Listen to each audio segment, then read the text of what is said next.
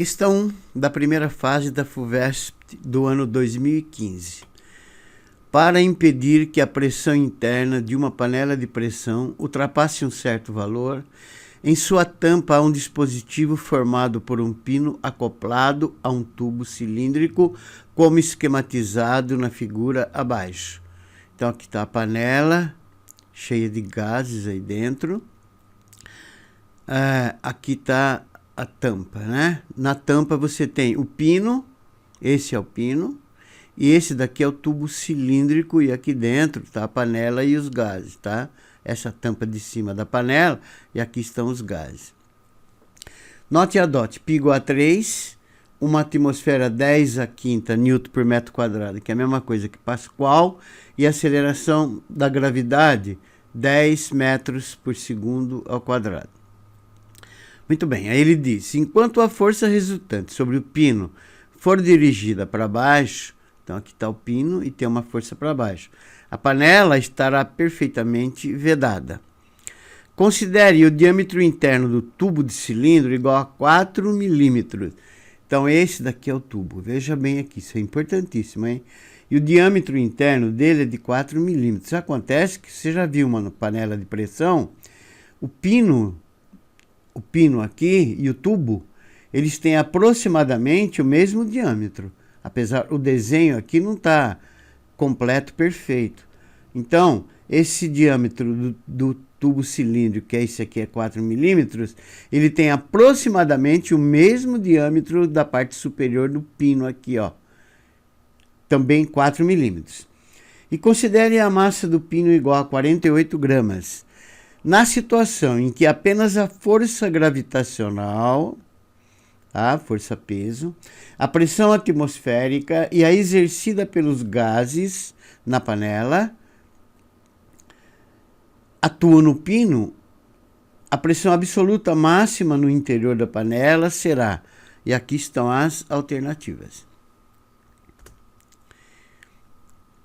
Como já disse anteriormente, observe que, apesar do desenho fora de escala, na prática, os diâmetros do pino e do cilindro são aproximadamente iguais. Então, o pino é esse aqui, ó, eu alterei o desenho para você entender melhor.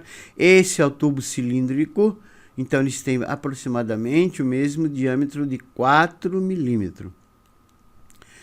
Então, a primeira coisa que nós vamos fazer é calcular o módulo da força que o ar exerce sobre a superfície S superior do pino devido à pressão atmosférica.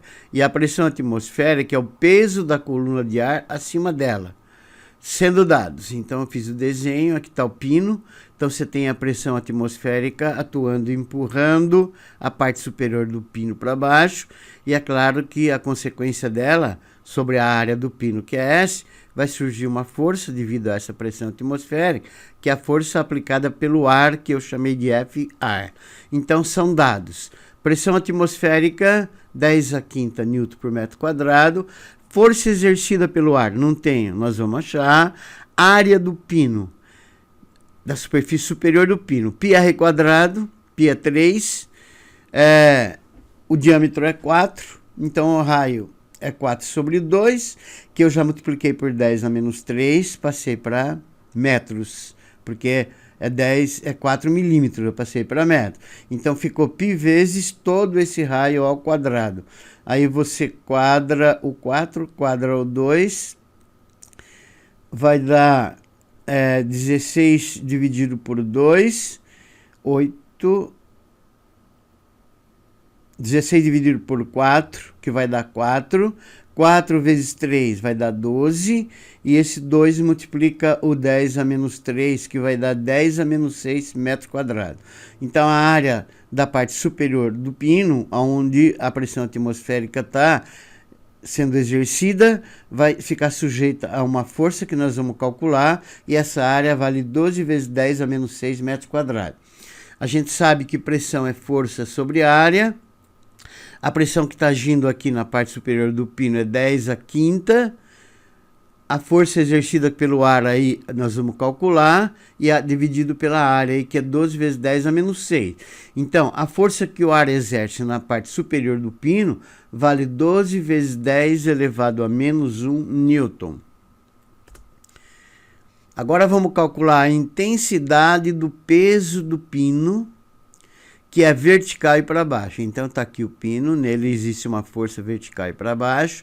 Nós vamos calcular o valor dessa força peso, sendo dado que a massa do pino é 48 gramas, que é 48 vezes 10 a menos 3 quilogramas, sistema internacional, e a aceleração da gravidade ele disse que vale 10 metros por segundo ao quadrado.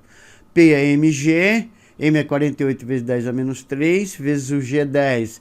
Portanto, o peso do pino vertical e para baixo vale 48 vezes 10 elevado a menos 2 newton. Muito bem. Além dessas duas forças acima, tá, que é a força devido ao ar e a força que age sobre o pino, existe ainda a força Fg aplicada pelos gases da panela sobre ele, tá? Esse é o Fg. Então, aqui estão os gases vão empurrar o pino para cima com Fg, que é vertical e para cima. E a força normal aplicada pelo tubo cilíndrico no apoio sobre o pino. Então, aqui está o pino e aqui está o tubo cilíndrico. Eles estão em contato, tá? E trocam entre si uma força normal. Então, sobre o pino, os gases empurram para cima com uma força Fg, ele troca com o tubo cilíndrico uma força normal, existe ainda a força aplicada pelo ar no pino para baixo e o peso do pino vertical e para baixo.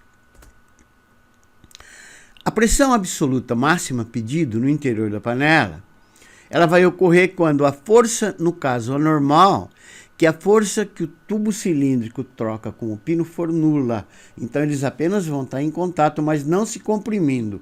Ou seja, quando o pino estiver na iminência de subir, na iminência de perder contato com o tubo cilíndrico. Nesse caso, a normal é zero. Então, nesse caso, o pino ainda está em repouso e a força resultante sobre ele continua sendo nula. E a normal também é nula. Então, Fg mais N, que são as duas forças verticais de para cima, tem que ser igual à força aplicada pelo ar mais o peso.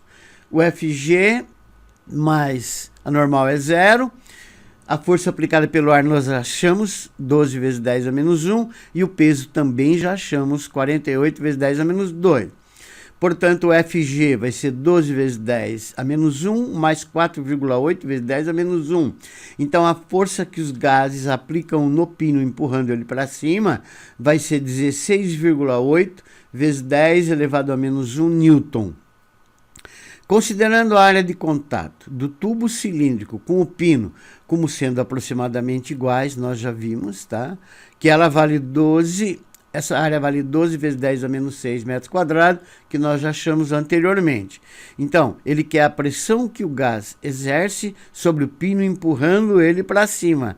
A pressão que o gás exerce é a força aplicada pelo gás dividido pela área do pino, que é a mesma do tubo cilíndrico.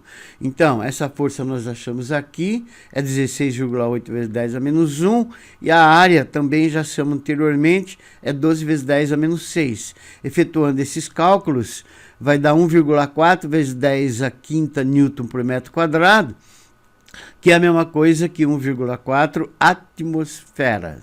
A alternativa correta é a alternativa C. Segunda questão. No desenvolvimento do sistema amortecedor de queda de um elevador de massa M, o engenheiro projetista impõe que a mola deve se contrair de um valor máximo D, quando o elevador cai, a partir do repouso de uma altura H, conforme ilustrado na figura abaixo. Aqui está o elevador, ele está numa altura H, aí ele desce, comprime a mola de D. Está aqui, ó. Note e adote. Forças dissipativas devem ser ignoradas, despreze os atritos, claro, e a aceleração da gravidade é G. Para que a exigência do projetista seja satisfeita, a mola a ser empregada deve ter constante elástica dada por, e aqui estão as alternativas. Primeira coisa que nós vamos fazer, nós vamos adotar o nível horizontal de referência das alturas que passa pelo ponto de deformação máxima da mola. E como as forças dissipativas são ignoradas, você pode aplicar o teorema da conservação da energia mecânica. Então veja bem no desenho, muita atenção nesse desenho que eu coloquei para você entender aqui. Ó.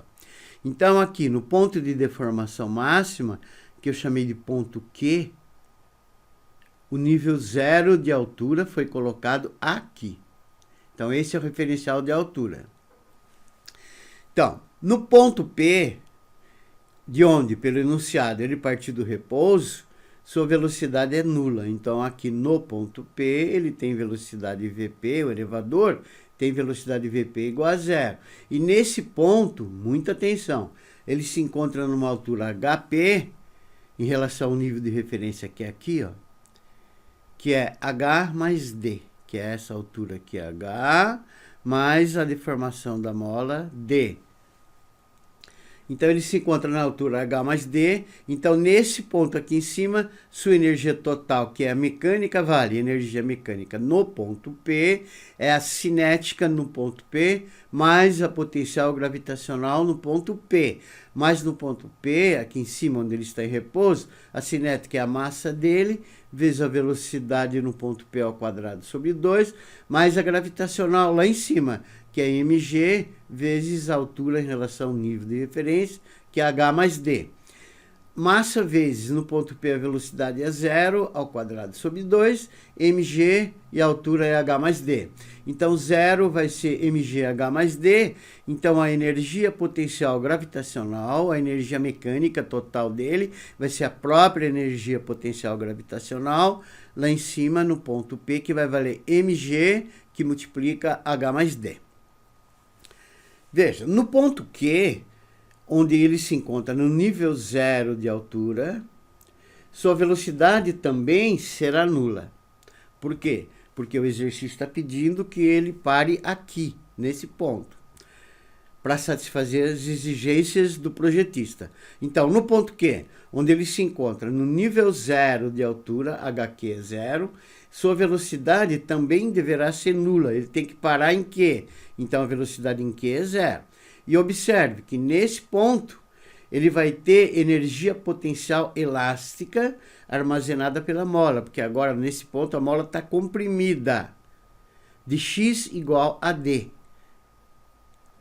Assim, no ponto Q, sua energia mecânica total vai valer a cinética no ponto Q, mais a potencial gravitacional no ponto Q, mais a potencial elástica devido à mola no ponto Q.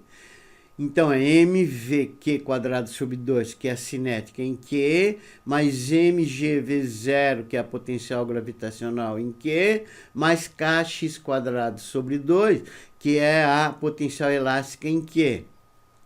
Então, m, a velocidade em Q é 0 ao quadrado sobre 2, mais m vezes g, altura em Q é 0, kd quadrado, porque a deformação da mola é d nesse ponto, sobre 2. Então, vai ficar 0 mais 0, mais kd quadrado sobre 2.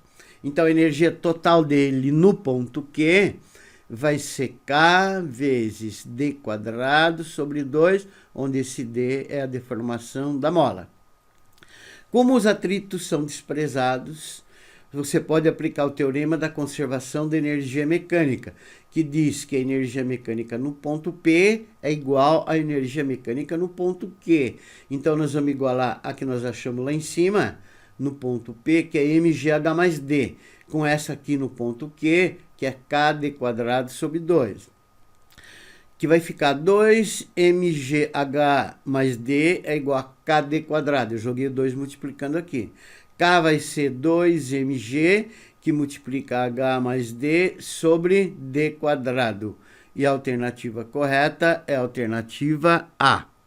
Questão número 3. Dispõe-se de várias lâmpadas incandescentes de diferentes potências projetadas para serem utilizadas em 110 volts de tensão. Elas foram acopladas como nas figuras 1, 2, 3 abaixo e ligadas em 220 volts. Aqui estão os desenhos, figura 1, figura 2, figura 3, e todas elas estão associadas no 220 volts no total, e cada uma delas tem potências diferentes, podem olhar aqui. Aí ele diz, em quais desses circuitos as lâmpadas funcionarão como se estivessem individualmente ligadas a uma fonte de tensão de 110 volts, ou seja, elas funcionariam normalmente, porque elas foram feitas para estar submetidas a 110 volts de tensão. E você ligou no 220. Então ele quer saber em qual dessas três, ou em quais dessas três, as lâmpadas funcionarão normalmente de acordo com as potências especificadas nela, de maneira que todas elas estariam sujeitas a uma tensão de 110 volts. Então ele diz assim, né? Em qual desses circuitos as lâmpadas funcionarão como se estivessem individualmente ligadas a uma fonte de tensão de 110 volts? E aí ele forneceu as alternativas. Observe nas figuras que você tem 3 tipos de lâmpada. Cada uma funciona com uma tensão, com uma potência diferente. E que elas funcionarem normalmente, elas devem estar ligadas no 110 volts. Cada uma delas tem que estar ligada no 110 volts. Então, aquela lâmpada que tem potência de 60 watts, para ela brilhar normalmente, ter uma potência de 60 watts, ela tem que estar ligada no 110 volts. E assim por diante. Então, lâmpada 1. Lâmpada 1 é P1, tem 120 watts de potência. É claro que ela tem que estar ligada no 110 volts. Então, P1 é U quadrado sobre R1, a potência dela é 120, U quadrado 110 volts ao quadrado sobre R1. Então, o que eu fiz? Eu quadrei o 110, que deu 12.100, e joguei o 120 multiplicando lá. Então, ficou assim, 12.100 é igual a 120 R1. Essa equação eu chamei de equação 1. Lâmpada 2, ela tem que dissipar uma potência de 60 watts ligado no mesmo 110 volts. P2 é o quadrado sobre R2, 60 é a potência da 2, 110 ao quadrado é o mesmo U sobre R2, R2 aqui, tá? Mesma coisa, 110 ao quadrado vai dar 12.100, jogo R2 multiplicando, 12.100 vai ser 60 R2. Essa equação eu chamei de equação 2. Lâmpada 3, P3, a potência dela tem que ser de 40 watts, claro, ligada no mesmo U de 110 volts, para funcionar normalmente. P3 é o quadrado sobre R3, 40, 110 ao quadrado sobre R3, da mesma maneira que eu fiz anteriormente, você vai ter que 12.100 é igual a 40 R3, e essa equação eu chamei de 3. Agora observe, nas equações 1, 2 e 3, elas são iguais, tá vendo? Todas elas são iguais a 12.100. Então, 1 igual a 2 igual a 3. Então, você vai ter que 120 R1 é igual a 60 R2, que é igual a 40 R3. Veja, se você chamar o R1 de R, então você vai ter 120R, o R1. O R2 vai ser 2R. 2 vezes 60 vai dar 120R. E o R3 vai ser 3R. 3 vezes 40 vai dar 120R. Então, você vai ter que o R1 é R, o R2 é 2R e o R3 é 3R. Substituindo esses valores e lembrando que cada lâmpada resistência deve estar sob a mesma tensão de 110, vamos analisar um por um. Circuito 1, muita tensão. No circuito 1, eu já peguei esse aqui, tá vendo? Você tem uma resistência R aqui, 2R paralelo com 2R. Quando eles estão em paralelo, dois resistores iguais, você pega o valor de um deles e divide por 2. Então vai dar um resistor equivalente, eu tirei esses dois e no lugar desses dois eu coloquei um único de R. Então você ficou com esse R, que é esse, e o outro R que veio no lugar desses dois, que é esse. Aqui embaixo você tem 3R e 3R. Então, o que você vai ter? Na figura da direita, você tem cada ramo, nessa daqui, ó, cada um sob tensão de 220 volts associados em série. E acontece que, como eles estão associados em série, eles são iguais, se a tensão total aqui é 220, cada um tem que estar sujeito a 110, porque a característica da associação série é que se a tensão total, que no caso é 220, é a soma das tensões parciais. Então, essa lâmpada R está sujeita a 110 volts e essa lâmpada R está sujeita a 110 volts. Da mesma maneira, aqui embaixo, você tem 3R e 3R. Como elas são iguais, então as duas estão sujeitas a 220 volts, então cada uma delas tem que estar sob 110 volts. Então, o que o enunciado pede é que elas estejam, cada uma delas seja associada à mesma tensão de 110. Todas elas estão associadas na mesma tensão de 110 volts. Estão sujeitas à mesma tensão de 110 volts. Então, a 1 é correta. No circuito 2, observe na figura abaixo que no ramo inferior, aqui, ó, você tem 2R, 2R, 2R, 2R. Cada lâmpada vai estar sobre 55 volts e não 110 volts, como é pedido. Veja bem, o total é 220, que está pegando essas quatro. Como elas são iguais, a soma das tensões vai ter que dar 220. Então, cada uma delas está sujeita a uma tensão de 55. O enunciado queria que estivesse sujeito a uma tensão de 110. Então, elas não vão brilhar normalmente. Então, aqui já está errado. Mas, de qualquer maneira, olha lá em cima também. No ramo superior, como elas possuem resistências diferentes, então é claro que elas vão estar sob tensões diferentes. Portanto, o circuito 2 está errado. Circuito 3. Veja, como em cada ramo, tá? Você tem sob tensão de 220, então aqui é R e R. Então, 110 mais 110 vai dar 220. Então, o total aqui é 220 volts, cada um deles está com 110, porque são iguais. Aqui embaixo também são iguais, tá vendo? 2R e 2R. Então, cada uma delas está sujeita a uma tensão de 110 volts. E aqui embaixo também são iguais, 3R e 3R. Cada uma delas está sujeito a 110 volts, porque no total você vai ter 220 volts. Então, essa está correta e a alternativa correta é a alternativa D de dado. Questão número 4, trata-se de óptica geométrica, reflexão da luz. A luz solar incide verticalmente sobre o espelho esférico convexo, superfície refletora externa, visto na figura abaixo. Ele desenhou um raio de luz. São infinitos, todos eles incidindo perpendicularmente nessa superfície esférica convexa. E aqui estão os pontos A, B e C. Os raios refletidos nos pontos A B e C do espelho têm, respectivamente, ângulos de reflexão θA, θB e θC, tais que, e aqui ele deu as alternativas. O que você precisa saber? Primeiro, você tem que saber a definição da segunda lei da reflexão da luz. Ela diz assim: o ângulo de incidência I, que o raio incidente forma com a normal, que é a linha pontilhada nesse meu exemplo aqui e aqui é normal, é igual ao ângulo de reflexão R, que o raio refletido forma com a normal. Então, ele está dizendo que o raio de luz incide, o ângulo entre o raio incidente e a normal tem que ser igual ao ângulo entre o raio refletido e a normal. Igual a R na superfície plana também é válido para a superfície curva, no caso, uma superfície curva convexa, raio incidente, normal, raio refletido, o I é igual a R. E se a superfície for côncava, a mesma coisa.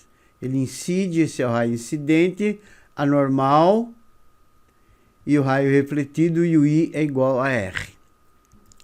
Veja bem, essa lei é válida para espelhos planos, como eu já passei acima para vocês, curvos e para qualquer tipo de superfície refletora. Para espelhos esféricos, como no exercício, a reta normal é a reta que une o ponto de incidência do raio de luz ao centro da circunferência que originou o espelho. Veja bem, ó, esse é o espelho convexo.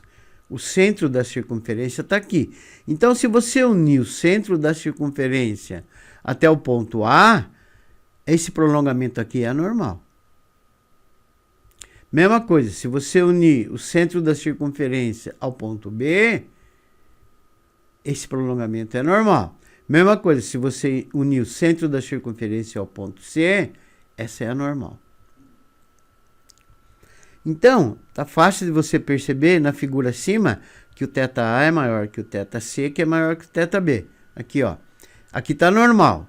Como o raio de luz incide perpendicularmente, tá vendo? Ele incide com o ângulo θA, então ele vai voltar com o ângulo θA. Esses dois ângulos têm que ser iguais. Quando ele incide aqui perpendicularmente no ponto B, ele retorna sobre ele mesmo. É um caso particular.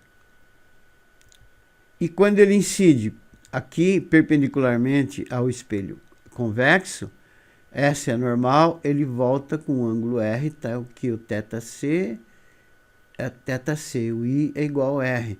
Se você comparar os ângulos, você vai ver que o θA é maior que o θC, que por sua vez é maior que o θB, que é zero. Então a alternativa correta é a B de bola.